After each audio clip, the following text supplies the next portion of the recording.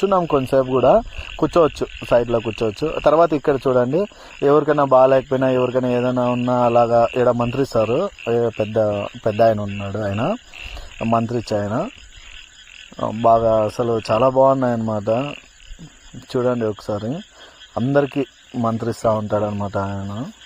తర్వాత ఇట్లా మనం లోపలికి వచ్చామంటే అలాగే ఇంకో సమాధులు కూడా ఉన్నాయి పెద్దవాళ్ళవి. మేము అక్కడ వేరే అడిగామన్నమాట, పెద్దవాళ్ళ సమాధులు ఇక్కడంతా పెద్దవాళ్ళవి.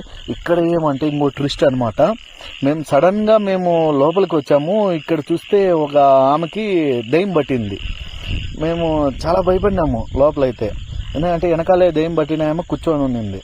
తర్వాత ఇంకా బయటికి అనమాట, ఆవరణంలో బయట ఇటు సైడ్ అనమాట ముందరకల్లా.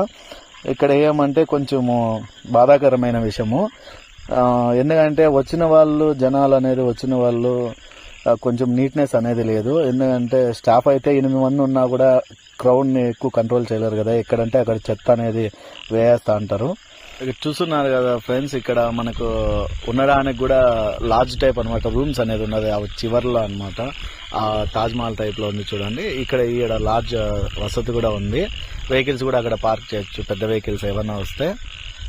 తర్వాత మెడికల్ క్యాంప్ కూడా ఉంది పక్కనే. తర్వాత ఇక్కడ మనకు టాయిలెట్స్ అవన్నీ ప్రతి ఒక్కటి రూమ్స్ అనేవి ఉన్నాయి. కొంచెం నీట్గా పెట్టుకుంటే బాగుంటుంది. Like and share and subscribe చేయండి ఈ ఛానల్.